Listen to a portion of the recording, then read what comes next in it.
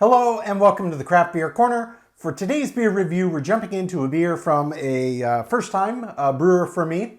The name of this brewer is, I'm guessing, Dokkaebier, Dokkaebier. Not sure how they pronounce it, and I'm assuming it's Dokkaebier Company, though it just says Dokkaebier on the back of the can. This is one that I've gotten from Craft Shack recently.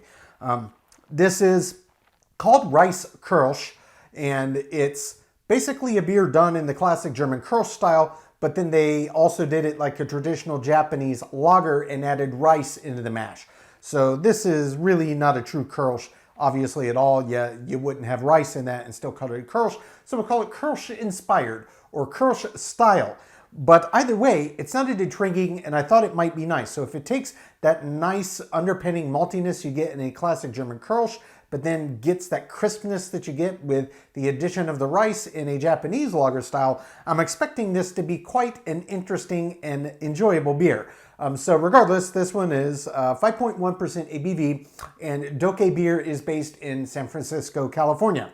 So label art, just a light sky blue background with grains of rice all over it, and it does have this kind of traditional kind of Japanese, kanji stamp up top, which you would see on all sorts of sake and other spirit labels in Japan from the brewers. So it looks very cool. I'm using my nice Sierra Nevada little beer can style glass today. So we'll get this cracked and poured in gently. Perfect. Great. No spillage, you gotta love it. So yeah, this is pouring really, really nicely.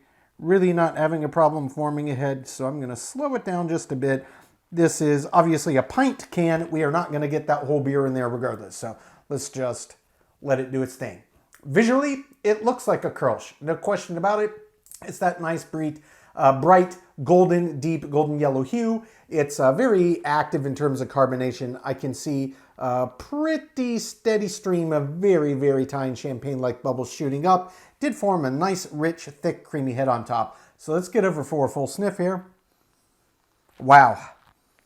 Okay, so this does smell a lot like a traditional Kölsch. There's this underlying doughiness to it, this yeasty kind of doughy aroma, and you're getting a lot of grain quality coming out of the malt bill on the nose. There's a little suggestion of hops on this one. It smells a little floral with a slight bit of earthiness to it, and there's a definite aroma you can get from the rice coming out. It's got this underlying quality that doesn't quite fit with a standard Kölsch aroma, but it's very, very nice. So yeah, and this slight sweetness to it. You often get that on a Kölsch, but it almost reminds me more of that honey sweetness you would get on the nose of a Pilsner. So it has this very interesting but very nice aroma. Clearly a lot of aromas that it shares commonality with a traditional German Kölsch, as well as sharing some aromas that you would find in a traditional Japanese rice lager. But it smells fantastic. It looks great. Let's jump right in, see what this one's about.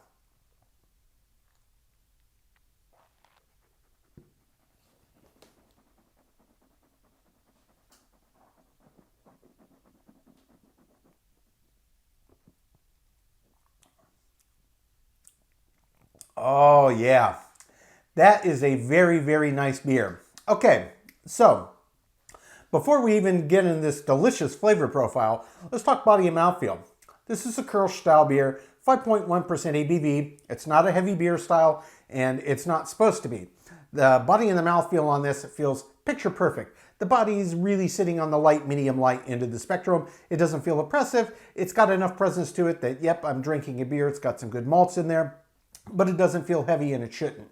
The mouthfeel has the right amount of resistance. It's not super thick, but it's not just as thin or equivalent to the resistance of water. So it feels exactly right.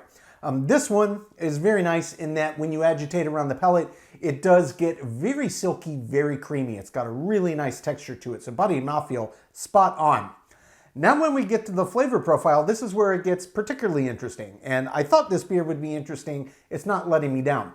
So you do get classic Kölsch flavors here. It's got this crispness to it. It's got this very malt-centric quality to it.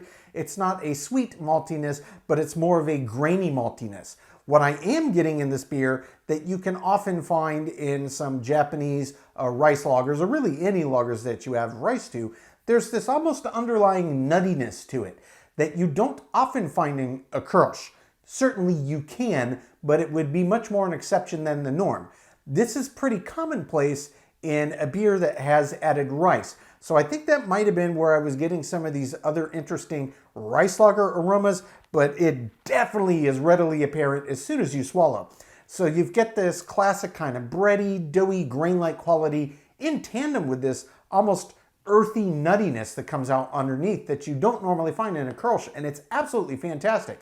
And yes, this is just as crisp as a traditional Kölsch, or indeed even a traditional Japanese rice lager would be. It's a very, very nice kind of hybrid style. I really, really like this.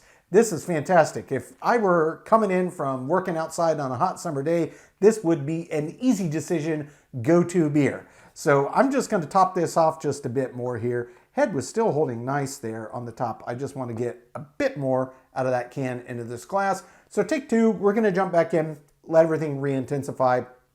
Make sure I didn't miss any other critical flavor elements, then we will talk about the balance in the finish, but absolutely loved it on sip one.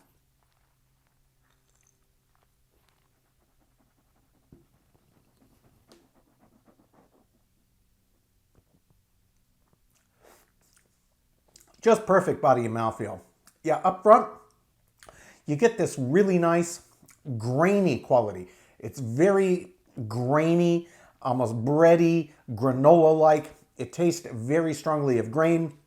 There's some underlying slight caramel suggestions as well coming out of the malt bill, which is pretty typical in a Kölsch, though it's not like, say, something like a brown ale or anything like that. But there's a little ribbon of it that comes through. And then there is this unmistakable earthy nuttiness.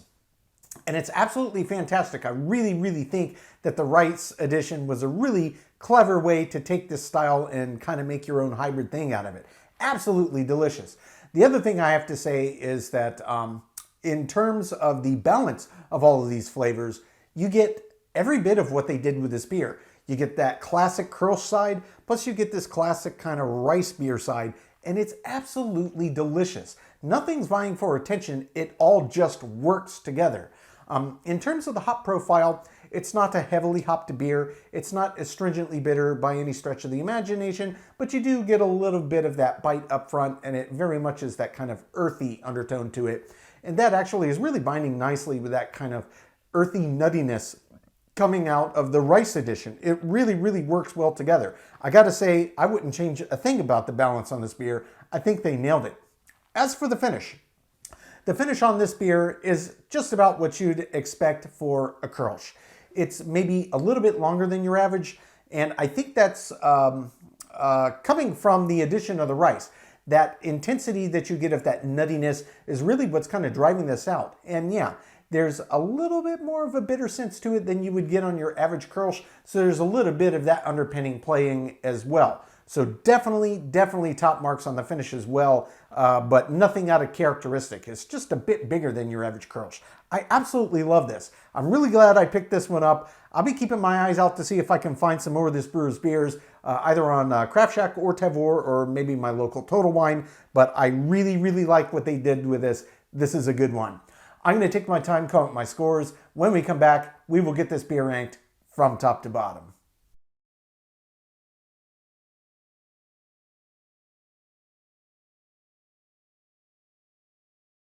All right, now that we've gotten to enjoy this beer, we're going to get it ranked. This was Dokkaebier. I'm still not sure how to pronounce that. Dokkaebier.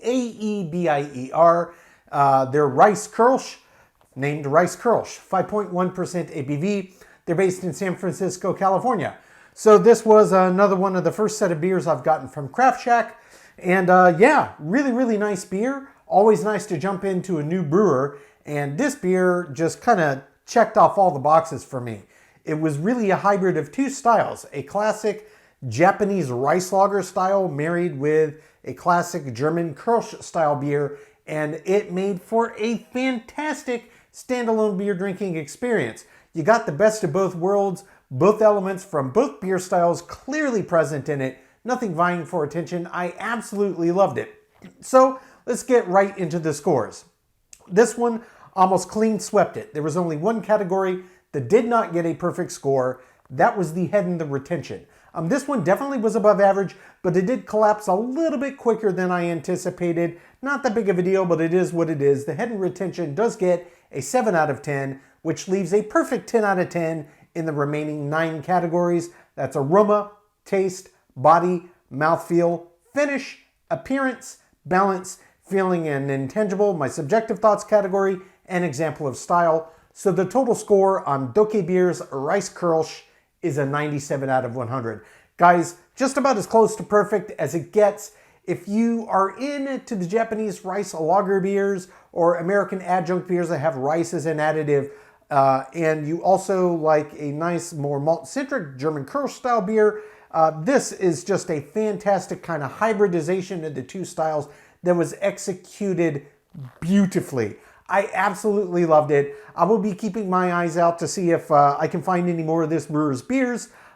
What I did see when I went to look up on Untappd to get this checked in, because I track all of my beers and my rankings there as well, I did catch that they say that they are a contract brewer.